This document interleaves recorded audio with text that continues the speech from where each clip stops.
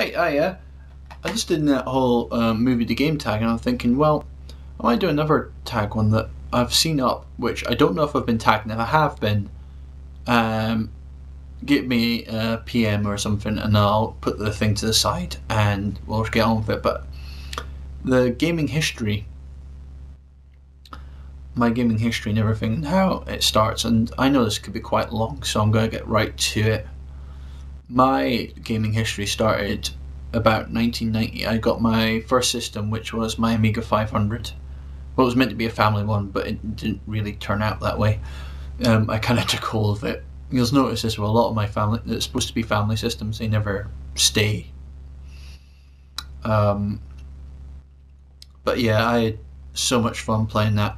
But because at the time I was living in Germany my dad was posted out of the RAF, you couldn't get any legitimate games unless they were in German. So, or we were just really, really lazy. But everything was copied. But I had loads of games. I had Shadow the Beast 1 and 2. I had Lemmings, Theme Park, Rick Dangerous 1 and 2, North and South. I had First Samurai, which I was talking to Cyanide Breath Mints the other day about. Midnight Resistance, which I still think is the best soundtrack on the Amiga. Toki, which was absolutely amazing on the Amiga and ruined for the Mega Drive. But yeah, that was an awesome thing. Quite soon after that, I actually won in a raffle. It was my school's raffle, and the main prize was a Game Boy with Tetris in it, box and everything, and I won that. That was one of the only things I've really won out of a raffle, especially majorly, and it was awesome. I just come back and like, yeah, and it's just like I had that for years. It was the standard classic Game Boy, because this was about 91, and went through and had all these games. I had like Spider-Man and Tetris. I had Nigel Mansell's World Championship Grand Prix. You think now, you come back to your head, and it's just that I had the Bugs Bunny, the Castle Capers one. So one of the Angry Video Game Nerd did the second one of that, the Bugs Bunny one, and I did that. I had that, and then you got like stuff like Pokemon later on and everything. But and the Donkey Kong Lands and Donkey Kong itself, plus Zelda, Link's Awakening. Just an awesome system. Now at the time, really Europe and UK, it was like Mega Drive territory. It's the only real territory where Mega Drive absolutely whipped the SNES's ass.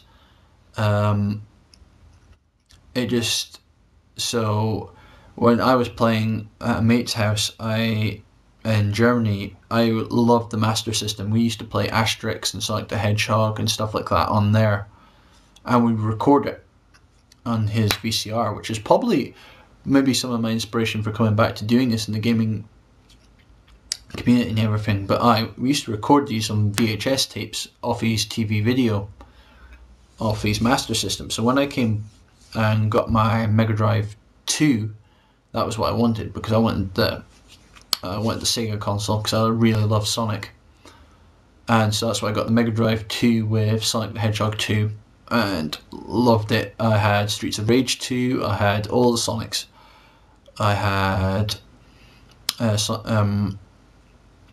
Tailspin, had a few games, I had Mercs, I had... it's hard to come. I remember I rented a lot of games at the same time. So I remember renting Bubsy, I remember renting the Chaos Engine, but not owning them. But I had 25 games or something for the Mega Drive. It was really one of my bigger systems I collected for at the time. But like I say, at the time, well, X-File was saying the other day, Mega Drive games are like 40 quid a game at the time, and you just don't get big collections when you're like 10 to 12 and having that kind of game. After the Mega Drive I had for years, and I got like upgrades to the game. I got a Game Boy Color, and my sister had a Game Boy Pocket, which was bright yellow. I remember that my dad brought it back from the States. and I got my Game Boy Color because I really wanted to play a few of the big games. I wanted Wario Land 2, I remember that on the Game Boy Color, and Pokemon Silver, which I still have. I can't find most of my Game Boy games. I know they're still there, I just don't know where they are. But the next big major home system was my N64. Now I had to sell my Mega Drive at a car boot sale, and this would have been about 96, 97, and my mum was selling each game for like a £5 each. Now you could get away with that now.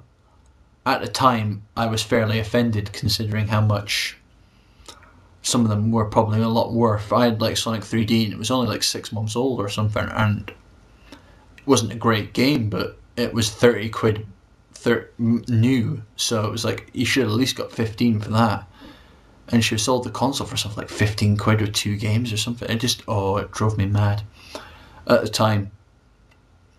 But I bought the N64 with GoldenEye and Super Mario 64, and that was a very good year. Got that one, then got Zelda, and basically all my N64 collection, a lot of it's come from there. So if you look at my N64 vid, all the games there are all stuff that I had at the time. I've never got rid of anything from N64, but every system previous to that I've had to get rid of. It was about this time my dad came home from work one day. He came back with a Commodore 64 with a box with about 50 games in it. And at the time I wasn't really into my kind of retro gaming. I put back into the tape player and it took like half an hour to load, and I was just getting madly frustrated with it, and then it failed. So I put it into another game and got a half an hour load, and this one worked, but it was quite difficult. I can't remember what the game was. Something I quite regret now, because I think I'd appreciate it a hell of a lot more now than I did at the time, but we got rid of it I think as well. What else did I have after that? N64.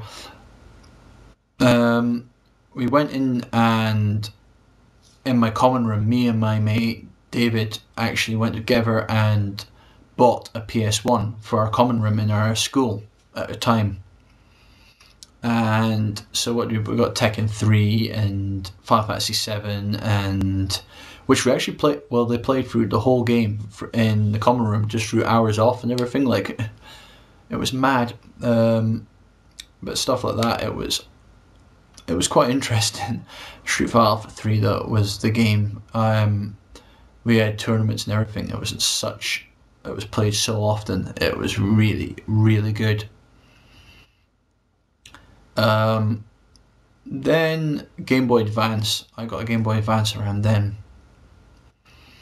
which was just after graduation. I got a Game Boy Advance, and I was out there to get a load of different games for that.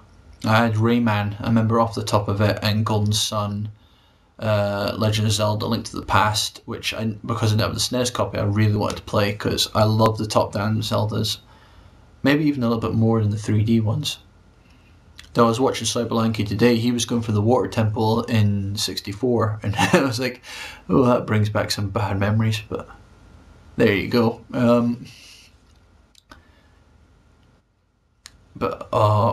I wanted to play that. I had a Medal of Honor game on there as well. Don't know if I should be really mentioning all the games, but I'm just going from my history, but it gives you a bit of insight of what I was actually playing at the time.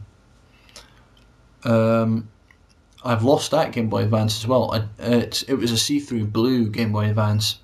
I never bought the SP because I had that at the time, and I had the game link-up cable because I got the GameCube.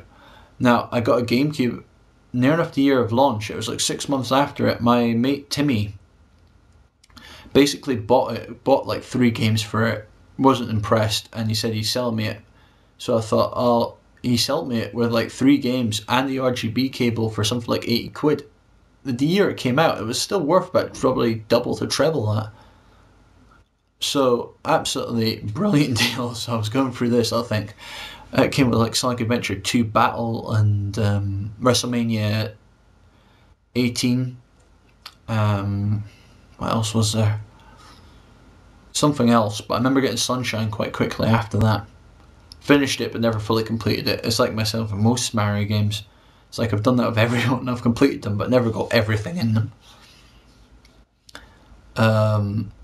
But that was a brilliant series. I love my GameCube. I've got like about 20 to 30 games on my GameCube at the moment, probably just from collecting over the time. And it's still the same GameCube. I've never got rid of it.